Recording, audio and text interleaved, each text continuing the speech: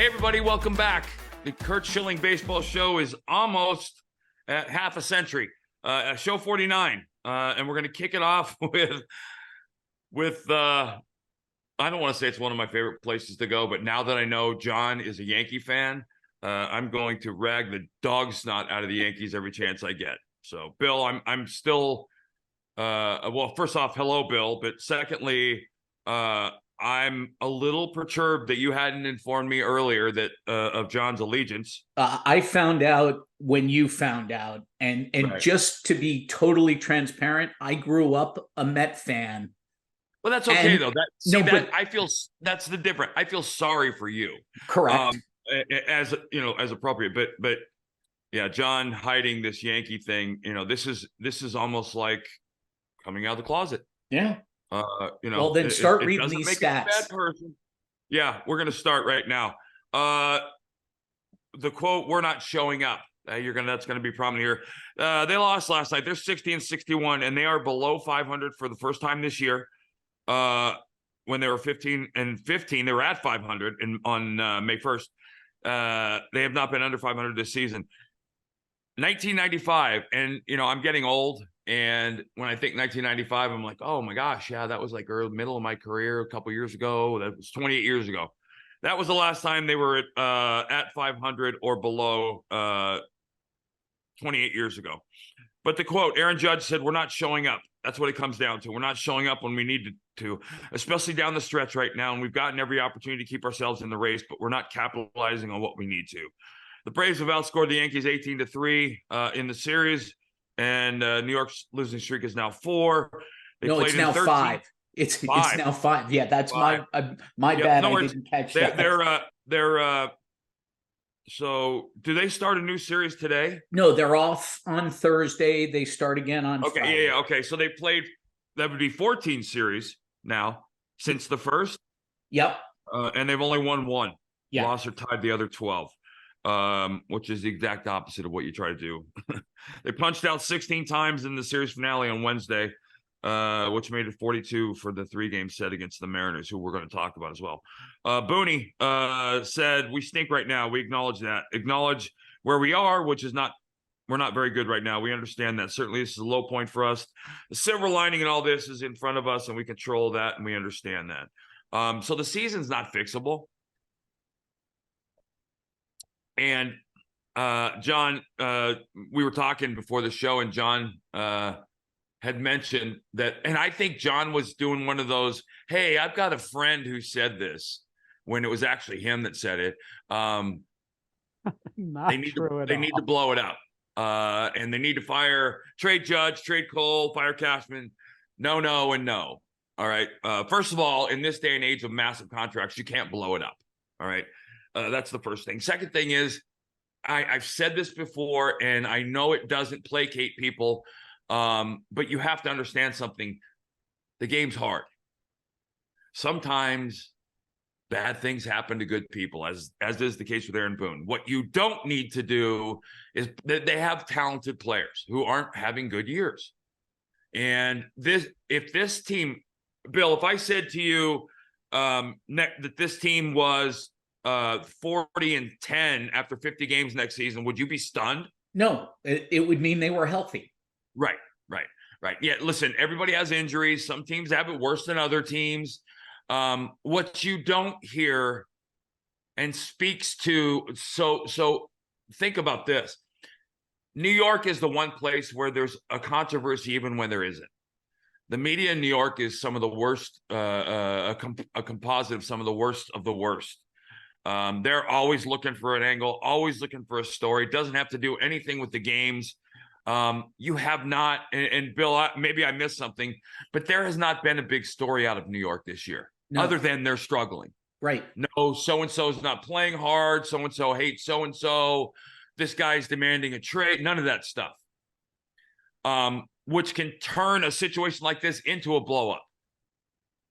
And I would tell you, as much as Yankee fans, I don't want to hear this, you don't fire this manager. This manager is keeping it together as best as possibly probably could be done at this point. I'm telling you, and trust me on this, He's the guy you want. He will be the guy at the helm. This is one of the better human beings in the world. And I promise you, the players are not in any capacity sitting in that clubhouse going, this guy needs to go. That's not happening. So the Aaron Judges of the world are taking accountability and responsibility, which is what leaders do. They're not playing well. They stink. Other teams are playing better than them. They're not. And Bill, how many times have you seen a game-winning hit in the ninth inning only made possible because two guys did something fundamentally sound in the sixth inning, right?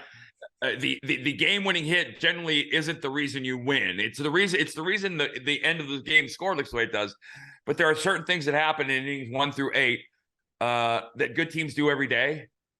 They're not doing those things, whether it be moving a runner over, whether it be getting a leadoff hitter out of the bull. All the little things are going wrong. And there is, and I promise you, they're human beings. And one of the things that happens in that situation, and everybody, even people that haven't played professional sports, knows this, you can get into a team mentality of, oh no, here we go again. Severino is a perfect example. There's no chance this guy's an 8 ERA. None. I mean, he is what he is, right? I mean, was it Dennis Green? We are what our record says we are. He's had a horrible year. But if this guy came out and won 19 games next year, no one would be sitting back going, oh my God, where'd that come from? You've got good players playing bad baseball. I know that doesn't make it any better for you as a Yankee fan, but this should. You don't have to go into the offseason and blow it up and rebuild it. Because first of all, the Yankees don't rebuild. They contend every year, and that's why they're the Yankees. Secondly, you're going to have a roster full of very, very talented players next year with something to prove.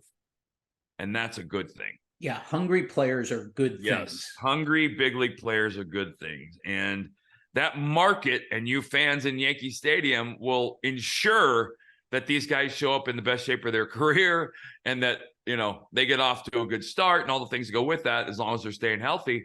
That's just the way it goes. So, and we always say the AL East is tough, but a lot of the reasons we say that is because it's the Yankees are in it. It's tough, but the Yankees aren't the big reason why anymore. And Baltimore has put the division on notice. Toronto is young and talented as hell. The Red Sox, for all their holes, are still hanging around. And Tampa Bay is Tampa Bay, which hopefully someday will be Nashville soon. I mean, the way that Booney's talking about it, he hasn't ruled out making it to the wild card, but they're 6.5 back, and they've got to pass both Toronto and Boston. Right. John, if you can check the schedule, let me know how many times the Yankees play those two teams. 6 each.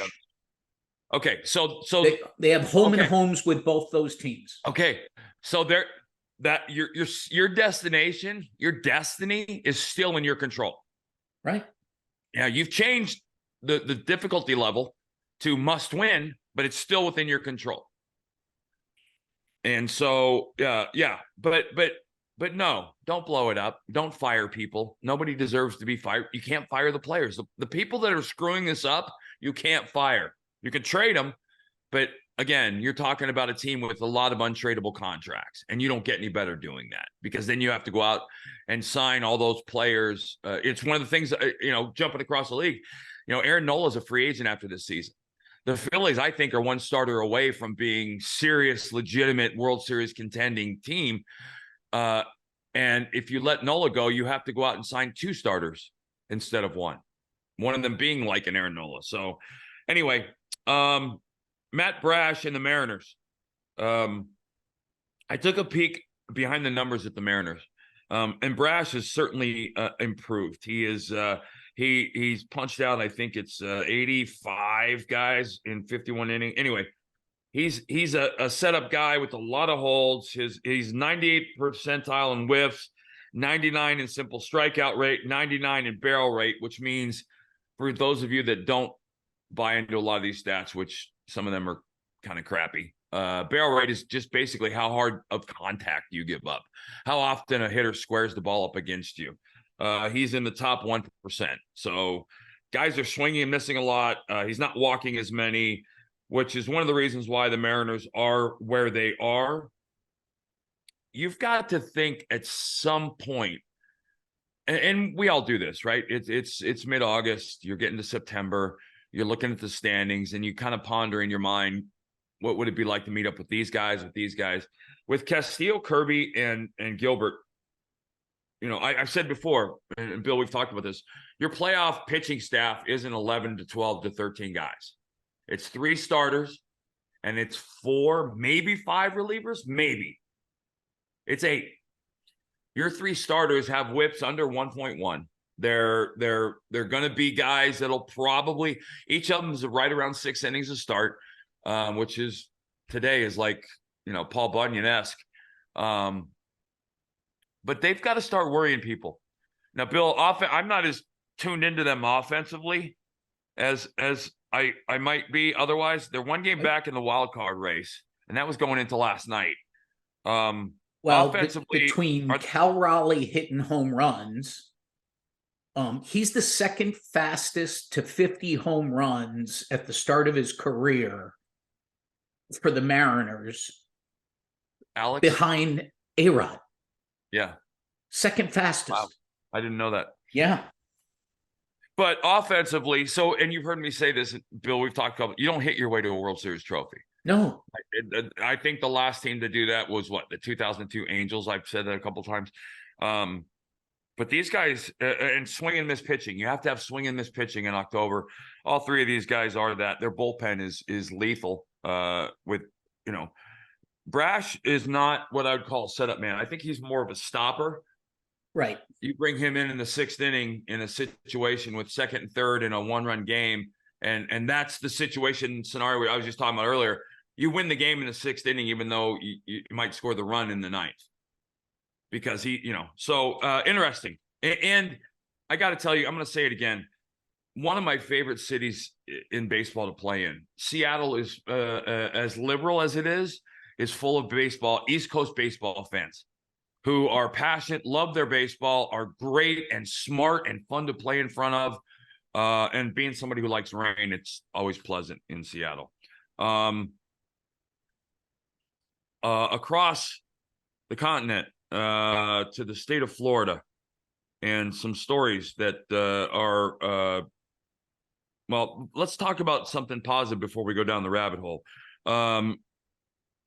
They're trying to chase another American League East title this year. They're doing so this year, and this is not something that I would expect to be a Tampa stat because of how they build their roster. I feel like they build their roster with 25 very individual, specific role pieces. And so you have platoons everywhere and in the bullpen and in the lineups and whatnot. This year they have 8 guys with 15 or more home runs. One of those 8 might end up on the season with what he has today, and we'll talk about that in a minute. But Paredes and Siri with 23, Arozarena, I can never pronounce his name. 18, Rayleigh with 17, Diaz 16, Lowe 16, Lowe, Brandon Lowe 16, Josh Lowe 15, and then Wander Franco has 17. Yeah, I mean the Tampa is what Tampa is. I still believe that if they play sabermetric baseball in October, they'll lose again. I don't think it works in October. Also their staff is so beat up. Right. Well, they were the first that's what team. worries me about them. The Blake Snell pullout a couple years back cost them the World Series. It was the first time I think, visually saw sabermetrics cost the team a series, much less a World Series. So they'll be interesting to follow. Probably interesting is probably not the right word for this. So I'm going to premise all of this, and we, as we always do, we have no idea what the full story is yet with Wander Franco. But there are certain things that are happening now that if I'm Tampa, Bill, I'm worried. I was worried before, right? I mean, there's, in this day and age, there's so many ways and angles, the believe all women and all the things that go with that. You don't ever want to talk about a situation like this with disrespect to any party, because we don't know the story. If it's all true, if all the allegations are true, and he was openly, knowingly dating a 14-year-old girl and all the things that go with that, the chips will probably fall where they're supposed to fall. I've also seen situations where parents have pushed their kids into something like this. And again, absolutely have no idea what the full story is, but there are many angles to look at this from, and nobody knows them. What I do know now is that the Dominican government is involved, and that's not a good thing. In any capacity, that's not a good thing. If you go back and read over the David Ortiz thing when David was shot, the story around that was murky as hell, and for a lot of very awkward, weird reasons. But Bill, I said before the show, we're talking about a kid who might have been one of the highest rated minor league talent prospects in the history of the game. You put him in a category with Acuna, as we were talking, and he's got those kind of skills. Right. And all of that is secondary to the story, obviously, but this is a big deal. This is a huge deal. In the day and age of the sound of freedom and the global move against child trafficking and all the things that go with that, the heightened awareness around this is appropriate, number one. And I'm thankful for it, number two.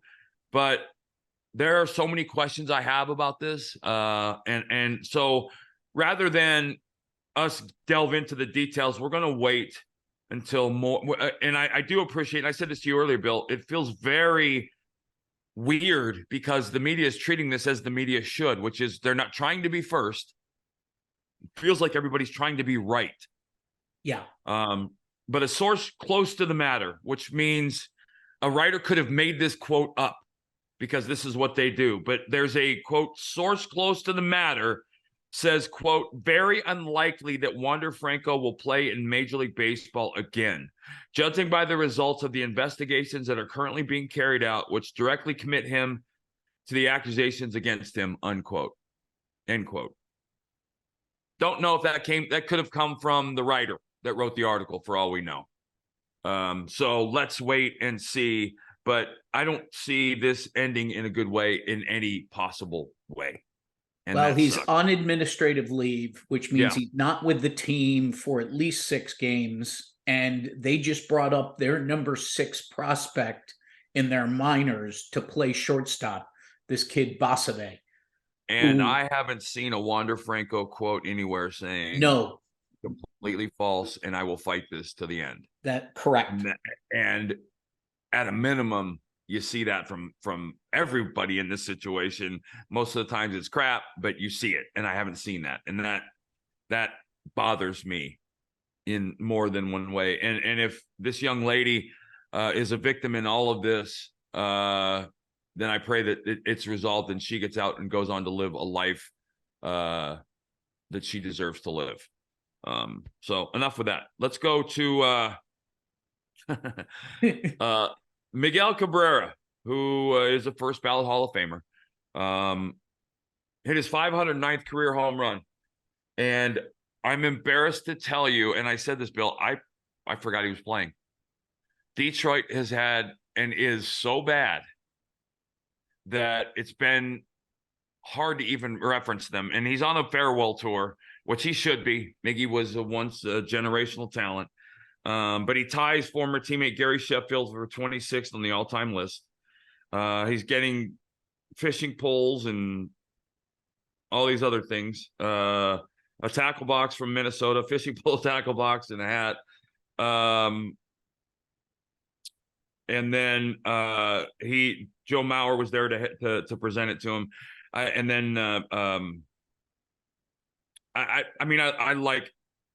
didn't play against Miggy very much. We crossed paths for sure, but I remember he's played 21 years. Yeah, my vivid memories of him are as a 20-year-old with the Marlins in the World Series, and him just jumping onto the scene and becoming a force for 2 decades. Like I said, he's a Hall of Famer, first ballot Hall of Famer. The thing about him that I remember was obviously the power. I mean, he has 500 career. 4 times he led the league in batting average. Well, he won the Triple Crown. He won the Triple Crown. He was Yeah. MVP 2 years in a row.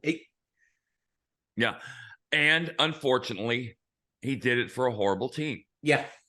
And Detroit has always been that way. I mean, think about the history in Detroit with Lolich and Trammell and Whitaker. I mean, some of the greatest, Jack Morris and the starting that year was 85. They went 35-5. Yeah.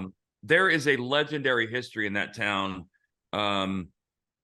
But that town, the geographics of that town have dramatically changed.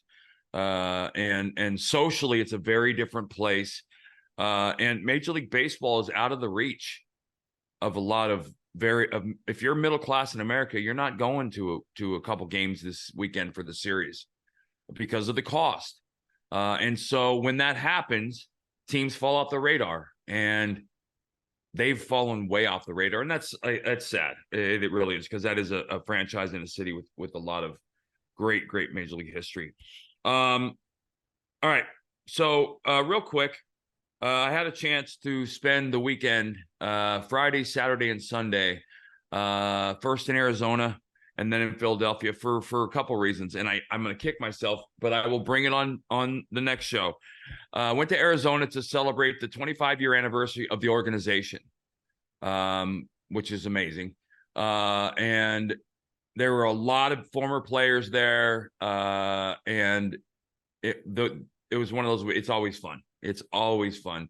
Got to see and talk with RJ and Gonzo and Junior Spivey and Greg Swindell and all of the guys that were there, Durazo and Miguel Batista and Steven Randolph. It was just a great weekend. And so we were honored on the field in Arizona on Saturday as members of the organization. They announced that next year, 2024, they will begin it will be the first year they will open the Arizona Diamondbacks Hall of Fame, and the first two inductees will be Randy Johnson and Luis Gonzalez.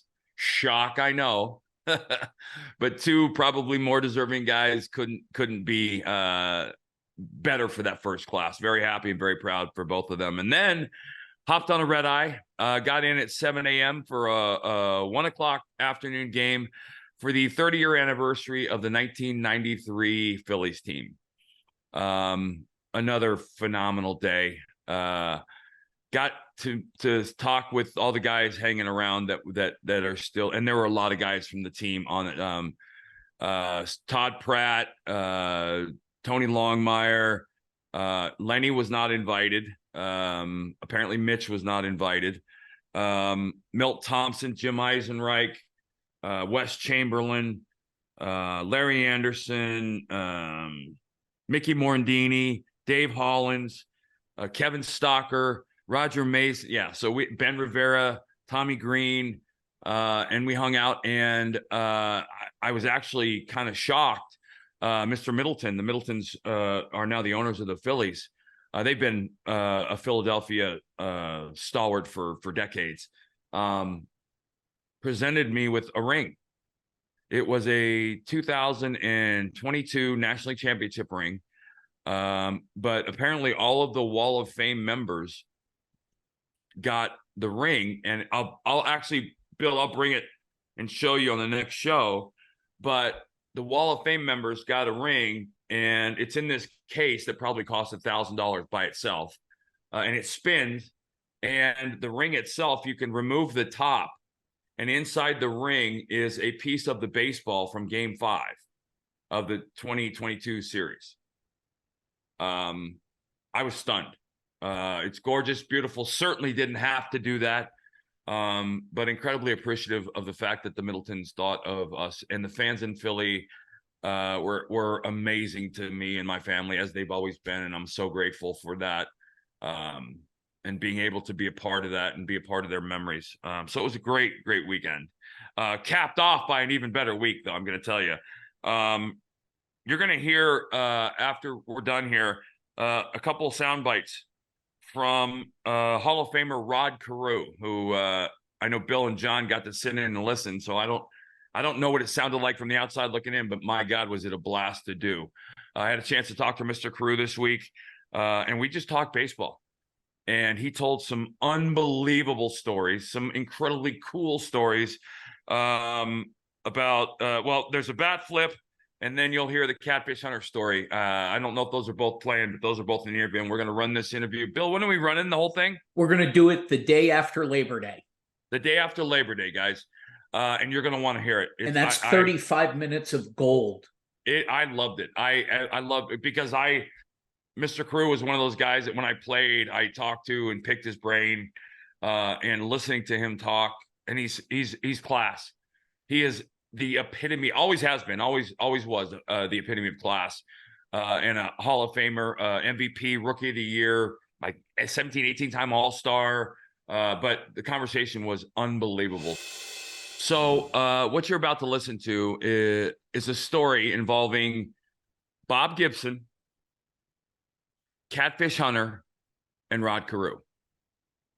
All three Hall of Famers, and each story in and of itself is absolute gold. And I promise you, you've never heard either story. So listen up.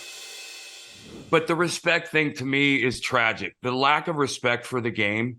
And it's not, listen, I don't, all the goofy stuff that they do after they hit home runs, that's just stupid and whatever. I get right. But you know what, Curt? Curt, you know what? To me, that's a lack of respect too. I agree. Because if they played when we played, they would understand that they can't get away with all that crazy stuff. Well, can you imagine standing in the box and watching a home run off Bob Gibson? Oh, I'll tell you a story on Bob Gibson real quick. Being a rookie, I was playing a game against him in spring training in St. Petersburg. Tim McCarver is catching. And I'm trying to cover up this hole where my left foot goes. And Gibby is yelling at me from the mound. Really? Get in the batter's box, yeah. And then McCarver looked up at me. I says, Tim, look at this big hole. I can't stand here. He says, well, you better change it. The man wants to go. Gibby threw 4 pitches at me and missed me. And then as I'm walking down to first base, he walked over and he says, don't even try and steal second. And you didn't. I didn't. As a player, you'll find any edge you can. I don't, and I took my notebook on the bench and I was writing notes and people would look at me like I had 3 heads, but that's all I knew. And you do what you know. And all those silver sluggers behind you are a testament to the work. And what you just said about your little black book. I went into Yankee Stadium. We had a 3-game series. Catfish Hunter was on the mound that night. And Thurman Munson was catching. So this was a Saturday. The day before on Friday, I'd gotten a couple of hits. So as I'm standing by the cage, he's going down to the bullpen to wait for Catfish. He says, how many are you going to get tonight, big boy? I said, I don't know how many I'm going to get, but I'll tell you about one at bat. And I'm going to just amaze you and play with your head a little bit. He says, what do you mean by that? I says, wait until my second at bat. So I went up to the plate and he's untying my shoe and throwing dirt on my legs and the whole works. Ron Luciano is on behind the plate. And Thurman says, well, I said, I tell you what, I'm going to call every pitch. I'm going to yell it out just before he releases it. And then Luciano looks at me and says, can you do that?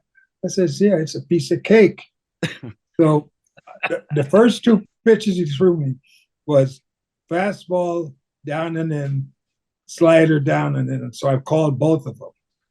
And Thurman says, with that fun stance you got to be peeking. You got to be able to see my signs. I says, no, man, I wouldn't do that. So he goes out to Catfish. And he was going to tell Catfish to knock me down. So he comes back, say, we're going to deck you on this next pitch and maybe the pitch after. I says, no, he's not going to do that.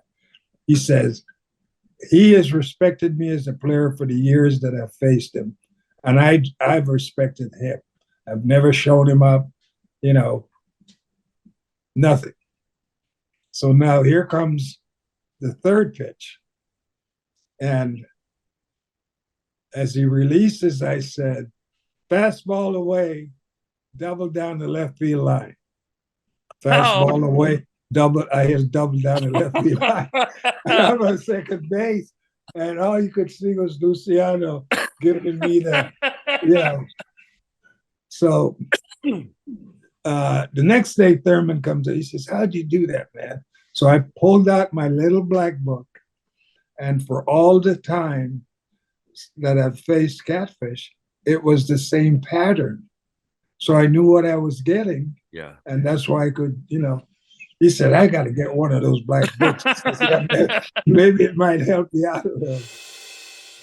So that's it, guys. As I say every week at close, you can find this podcast anywhere you get your podcast. We'd love you to do it through OutKick.com. If you go to OutKick.com, click on the link up in the right-hand corner that shows, you'll find Clay Travis, Tommy Lahren, Dan Dockich, and all of us, our podcasts live there. Spotify, Apple, anywhere you get your podcast, you can find the Curt Schilling Baseball Show. Spread the word and subscribe and follow. All right, that's it, guys. We will see you guys on Tuesday next week. And John will still be miserable because the Yankees will probably be farther, be 500. So have a great weekend, guys.